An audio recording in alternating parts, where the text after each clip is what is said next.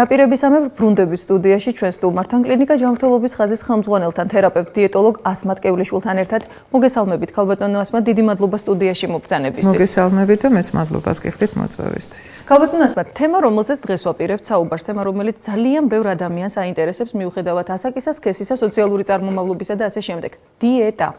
დიეტა, რომელსაც იცავს ყველა განურჩეულად იმისა ჭირდება თუ არ ჭირდება და ასე შემდეგ. მოდით კიდევ ერთხელ უკვე მე რამდენეთ, მაგრამ განვუმარტოთ მაყურებელს, რას ნიშნავს დიეტა. რა არის? ეს არის რაღაც კამპანიური ხასიათის კვების წესი ძალიან ცოტა ხნით თუ რაღაც უფრო მეტი, რაღაც ბევრად უფრო მასშტაბური და მნიშვნელოვანი. მადლობელი ვარ ამ შეკითხვისთვის, იმიტომ რომ იცით რა, დიეტა ეს არის არაჩვეულებრივი რამ. იმიტომ რომ დიეტა არის ცხოვრების წესი, ეს არის ცოდნა. თუ რანაირად უნდა ვმართოთ ჩვენი ორგანიზმი იმისათვის, რომ არსებული ჯანმრთელობა შევინარჩუნოთ, ხოლო დაავადების შემთხვევაში ძალიან სწრაფად, მარტივად გამოვიჯანმრთელოთ თავი. და ალბათ გაუჩნდება ჩვენს მაყურებელს კითხვა იმისა, თუ ეს რანაირად შეიძლება მოხდეს, ხო? ხდება თუ არა საერთოდ ასეთი? და საერთოდ ასეთი რამ ხდება თუ არა.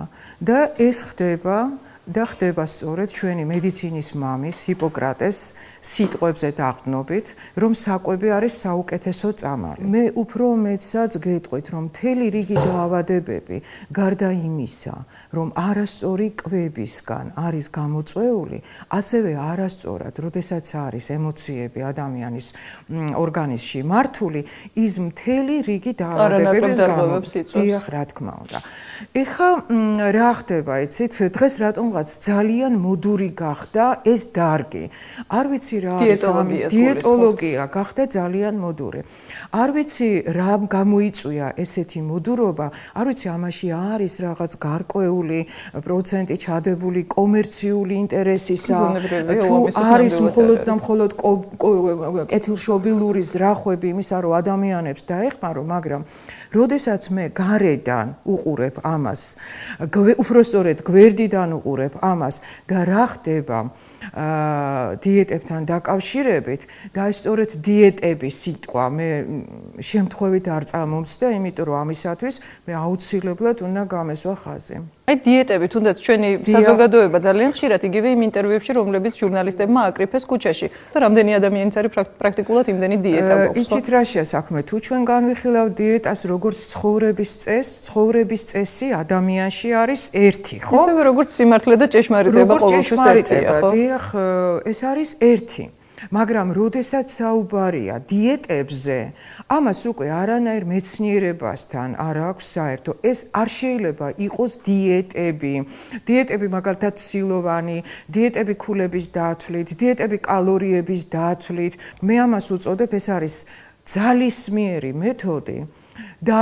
დაუმორჩილო შენი ორგანიზმი, შენს სურვილებს, მაგრამ სურვილი გასაგებია ყველა ადამიანს უნდა რომ მომხიბვლელი იყოს, კარგად გამოიყურებოდეს, ეს მხოლოდ და მხოლოდ მისასალმებელია. მაგრამ ამისათვის რა მეთოდს და რა გზას გამოიყენებს, ეს უკვე სხვა საქმეა. იცით, როდესაც ადამიანი არ ფიქრობს იმაზე და მისთვის არის მთავარი მიზანი, რომ ოღონდაც აი ამ მიზანს მიაღწიოს. როცა მიზანი ამართლებს საშუალებას და ნებისმიერი საშუალებით, ის აბსოლუტურად არაფრად არ აგდებს იმას, რომ აი ესეთი გაუთვითცნობიერებელი შესვლით აი ამ სამყაროში შეიძლება საოცრად დიდი ზიანი მიაყენოს. შეიძლება კი არა.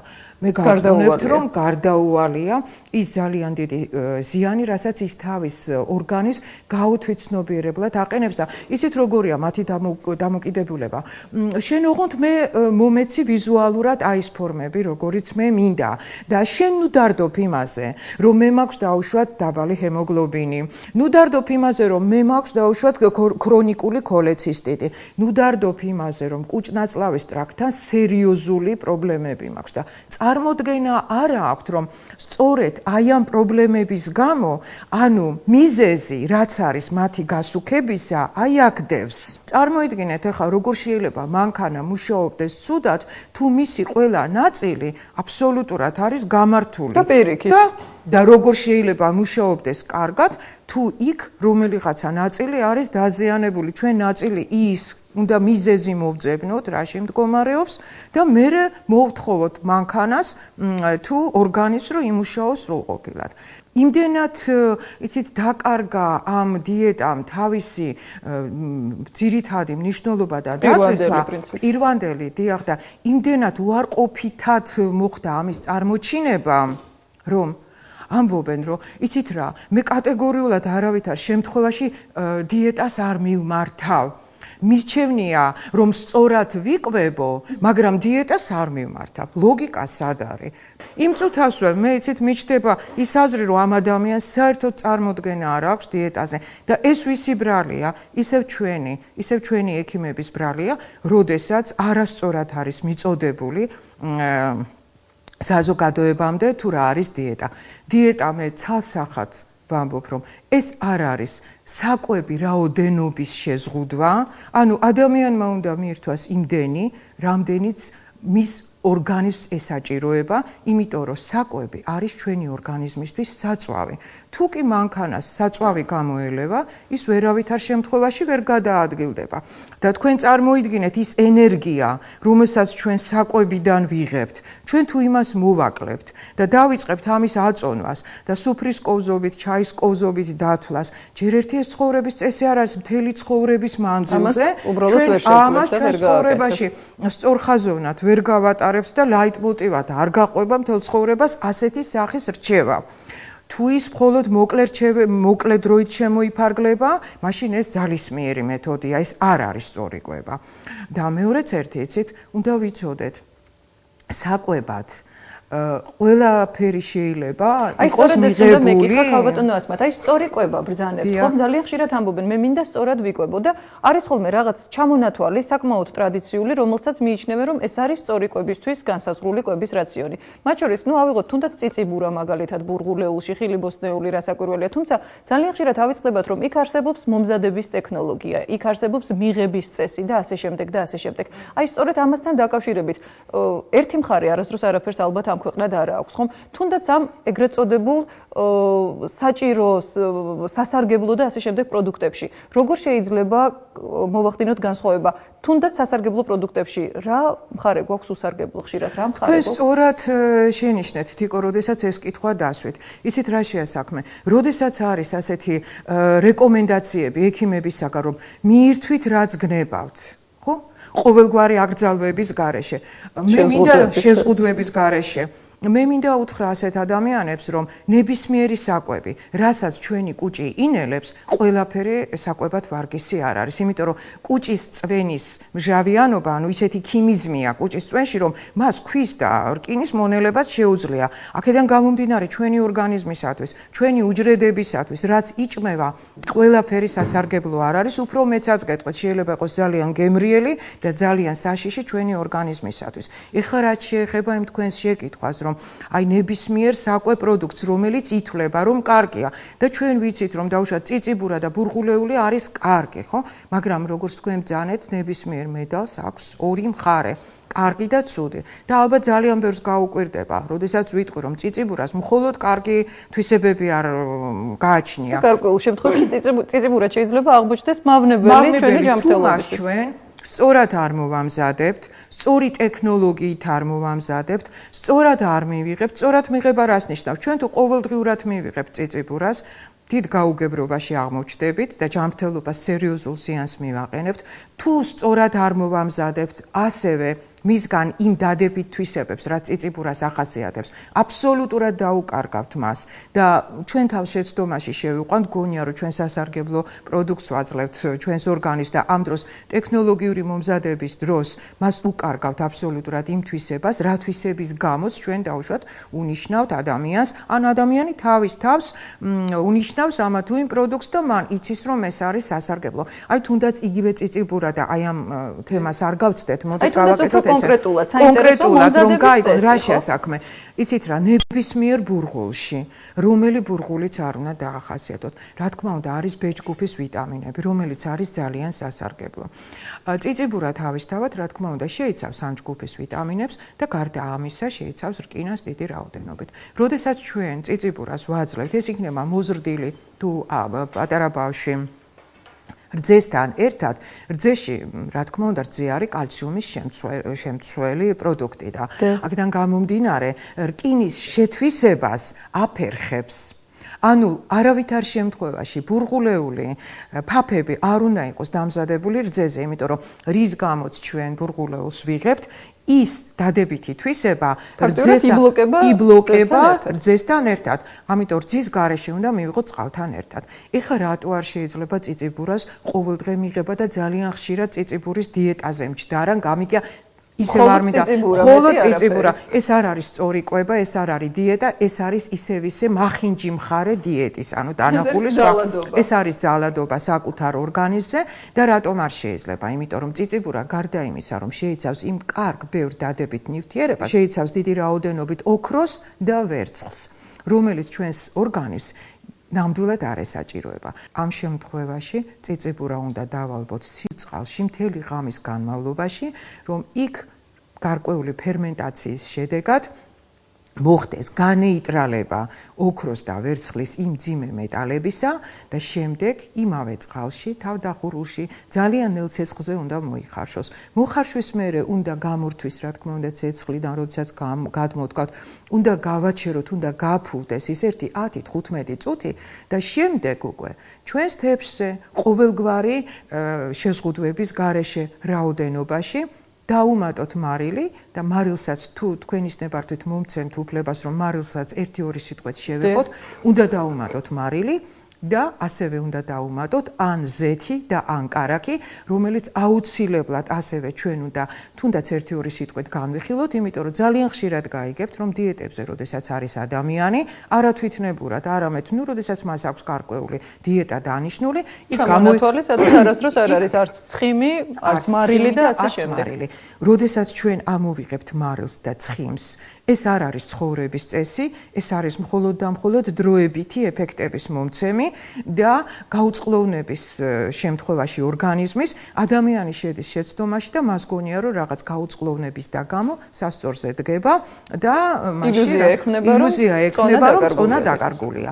გარდა იმისა რომ ჩვენ ადამიანის შეცდომაში შეყვავს აუცილებელია მარილი ნატრიუმი, ოღონდ ორგანული სახით და რას ნიშნავს ორგანული სახით? ხარშვაში არ უნდა მოხდეს მარილი. მარილი უნდა მოვიხმაროთ უკვე, როდესაც ცეცხლიდან გადმოვდგავთ ჩვენ საკვებ პროდუქტს, ჩვენს თებშზე უნდა დავიმატოთ ზომიერად, იმისათვის რომ აუცილებელია კუჭნაწლავის ტრაქტისათვის, პერისტალტიკისათვის ნატრიუმი აუცილებელია და კალციუმის სისტემისთვის ქალბატონებში კალციუმის გარდა, რომელიც ყველამ იცის, რომ ძვალსახსროვანი სისტემისთვის კალციუმი აუცილებელია, მაგრამ ძალიან ცოტა მიცის, რომ ნატრიუმიც აუცილებელია. რაც შეეხება ცხიმებს, ეს არის კარაქი და ეს არის ზეთი.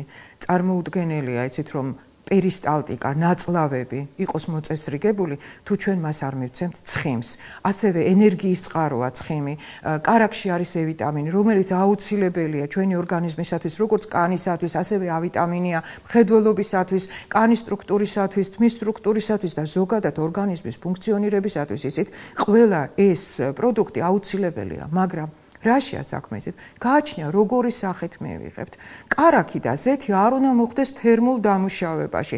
თუ არ გინდათ რომ ის კანცეროგენად გარდაიქმნეს, მაგრამ როდესაც ის პირველადი სახით მოიხმარება, ის ჩვენი ორგანიზმისათვის სასარგებლოა. ალბათ ნასმა, თუნდაც იმ ჩამონათვალში, რომელზეც ჩვენ საუბრობდით, სადაც მედალს ორი მხარე აქვს და ეს ძალიან ხშირად ავიწყდებათ ხოლმე, ხომ?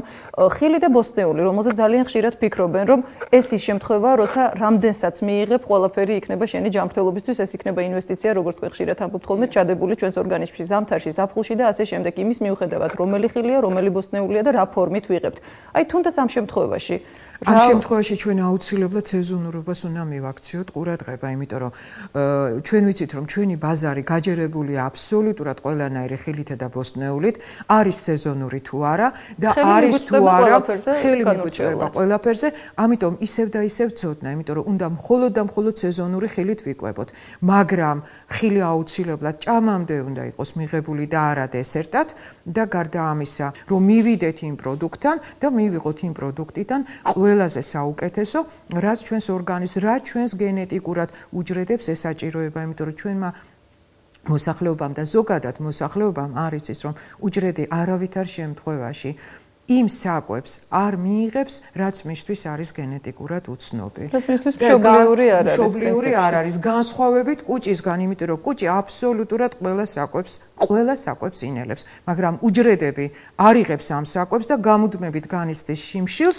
რის გამოც მე ხდება ფერმენტაციის დეფიციტი. და ქალბატონო ასმათ, აი ბოლოსკენ მივდივართ და ერთგვარი რეზუმირება რომ გავაკეთოთ იმის, რაც ვისაუბრეთ. თუნდაც იმ ადამიანების საყურადღებოდ, ვინც ჩვენ წინა სიუჟეტში ვიხილეთ, ვინც იცავს სხვადასხვა დიეტებს, არ იღლება ხან ერთით, ხან მეორით, ხან მესამით, სწავლობს, ეცნობა და ასე შემდეგ, ხომ? რამდენიმე წესი თერაპევტ დიეტოლოგ ასმათ კევლიშვილისგან ჯანმრთელი კვების პრინციპების დასაცავად.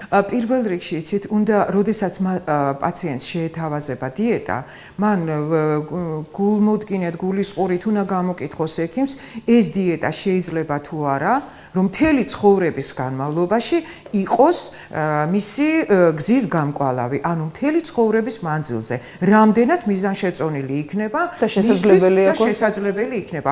შეიძლება ექიმმა უთხრას, რომ ეს არის არაჩვეულებრივი დიეტა, რომელიც მთელი ცხოვრების მანძილზე შენ შეგიძლია გამოიყენო, მაგრამ ეხლა თავის თავსაც უნდა შეეკითხოს, აქვს იმის შესაძლებლობა, რომ აი ის რჩევა და ის მიცემული დიეტა, რომელიც ექიმმა მას შეურჩია, მთელი ცხოვრების მანძილზე შეუძლია თუ არა აი ამ დიეტას იცით რა, ჩარჩოში ჩაჯდომა და 100%-ით გაკეთება. ეს არის წარმოუდგენელი.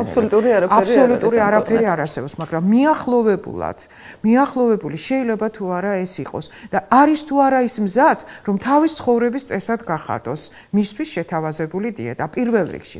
და როდესაც გაუთვითცნობიერებლად ადამიანი პირდაპირ პირველივე რჩევაზე თანხმდება და თავის ორგანიზმს აი ესე ანდობს დროებით დიეტებს, ასეთ შემთხვევაში დიდ გაუგებრობაში ძალიან სწრაფად აღმოჩნდებიან ხოლმე, იცით? იმიტომ რომ შედეგი ძალიან სწრაფად დგება. დაკლებული წონით და ბევრი პრობლემებით და ის პრობლემები შემდეგ, რაც წამოიწევს წინა პლანზე, ისიც ძალიან სწრაფად ჩდება. და მე აი ამ მოჯადოვებულ წრეში ტრიალებენ და დამერწმუნეთ, რომ ასეთი ადამიანები მე ძალიან ბევრი ვიცი, რომლებიც მე თავის თავზე ბრაზდებიან. მათ უმრავლესობა თქვენი პაციენტია, პრინციპში, რომლებიც თქვენამდე მოდიან ხოლმე გზააბნეულები და ასე შემდეგ. იცით რა, მე მართალი გითხრათ, არ წუხვარ იმაზე, რომ ყველაზე ბოლოს ჩემთან მოდიან.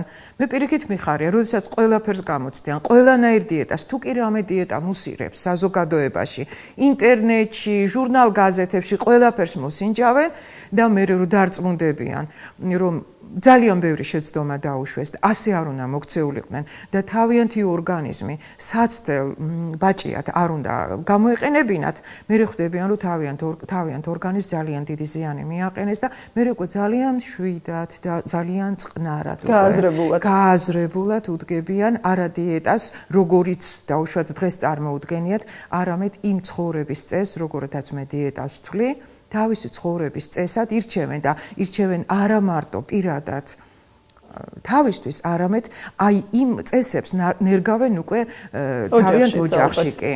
რა თქმა უნდა, იმიტომ რომ სწორი კვება საწინდარია ჯანმრთელობისა და როდესაც ადამიანი ხედავს, რომ აი ამ სწორი კვებით რამდენი პრობლემა მოიგვარა, როგორ გამოჯანმრთელდა, როგორი ენერგიულია, იმუნური სისტემა როგორ გამოუსწორდა, როგორ აღარ ავადმყოფობს, როგორი მომხილველია, როგორი გამხდარია და ყველა პრობლემა რა ჯანმრთელობასთან დაკავშირებით ქონდა, ყოველგვარი ქიმიური, მედიკამენტოზური ჩარევის გარეშე უმტკივნეულოდ აბსოლუტურად წარსულს ჩაბარდა, რა თქმა უნდა, ასეთ ადამიანს უკვე უჩდება სურვილი, რომ მისი შვილები, მისი მეუღლე, მისი მშობლები და ოჯახის წევრებიც იყვნენ ჯანმრთელები და აქ უკვე იცით ოჯახური ტრადიციები ყარდება ასეთ შემთხვევაში. უკვე ერთი ცალკეული ადამიანის ოჯახის ცხოვრების წესი ოჯახის ცხოვრების წესი ითვლება და ძალიან ხშირად იცით ამბობენ ხოლმე, რომ სიმსუქნე არის გენეტიკური. შეიძლება, რა თქმა უნდა, ვეთანხმები, შეიძლება იყოს გენეტიკური, მაგრამ მთლად თუ ძალიან ჩავწვდებით ძირში, ხო? როგორ შეიძლება რომ გენეტიკა შეცვალო? მე მგონი გენეტიკოსები მეტყვიან, რომ გენეტიკის შეცვლა არის утопия დღევანდელ და ესე იგი რასთან აქვს საქმე? თუ კი გენეტიკურია, რანაირად მოხდა, რომ ადამიანმა როგორც კი შეცვალა ცხოვრების წესი და ის ტრადიციული წესჩვეულებები, რაც მის ოჯახში იყო გამეფებული, აი დაარღვია ეს წესები და გადავიდა სწორი ცხოვრების წესი და მიიღო შესაბამისი შედეგი. და მე ასე დაავადებებს ვეძახი არა გენეტიკურს, არამედ ტრადიციულ დაავადებებს, რასაც ოჯახის ტრადიცია უდევს საფუძვლად. მე მინდა ყველას უთხრა, რომ სიმსუქნე ეს არ არის მხოლოდ და მხოლოდ ვიზუალური დეფექტი. ეს არის დაავადება და ძალიან ხშირად ისმის, რომ როგორ ვებრძოლოთ ჭარბწონას და როგორ ვებრძოლოთ სიმსუქნეს. რახან ჩვენ ვთქვით, რომ სიმსუქნე ეს არის დაავადება, არც ერთ დაავადებას არ უნდა გამოუცხადოთ ბრძოლა. დაავადებას უნდა უმკურნალოთ და მათ შორის ჭარბწონას და სიმსუქნეს. და ძალისმიერი მეთოდებით ჩვენ სურვილებს დაუმორჩილოთ ჩვენი ორგანიზმი, ეს მხოლოდ და მხოლოდ კრახამდე მიგვიყვანს და სასოწარკვეთილებამდე, რა თქმა უნდა. ძალიან დიდი მადლობა ქალბატონო ასმათ იმისთვის რაც ეხლა გითხარით, იმისთვის რაც უთხარით მაყურებელს, რომლისთვისაც ვფიქრობ ძალიან ნიშანდობლივი იქნებოდა თითოეული ის ფრაზა, რომელიც თქვენ ეხლა ბრძანეთ, დაწყებული მომზადების ტექნოლოგიებით და დამთავრებული იმ საკვანძო ფრაზით, რომელითაც დაამთავრეთ პრინციპში საუბარი ხომ სიმსუქნესთან დაკავშირებით. კიდევ ერთხელ ძალიან დიდი მადლობა იმისთვის, რომ როგორც ყოველთვის იყავით ძალიან კორექტული, ძალიან სასარგებლო რჩევები მოგვაწოდეთ, მიაწოდეთ მაყურებელს და მინდა აქვე გთხოვოთ, აქვე ჩამოგართვათ პირობა იმისა, რომ სულ ახლო მომავალში, როდესაც მარხვა გახსნილდება, მარხვა დასრულდება, მოგბრძანდებით ჩვენთან და კიდევ ბევრ საინტერესო რჩევას უკვე არასამარხო პროდუქტებზეც მიაწვდით ჩვენს მაყურებელს. დიდი სიამოვნებით გესტუმრებით, მადლობელი ვარ მოწვევისთვის. დიდი მადლობა.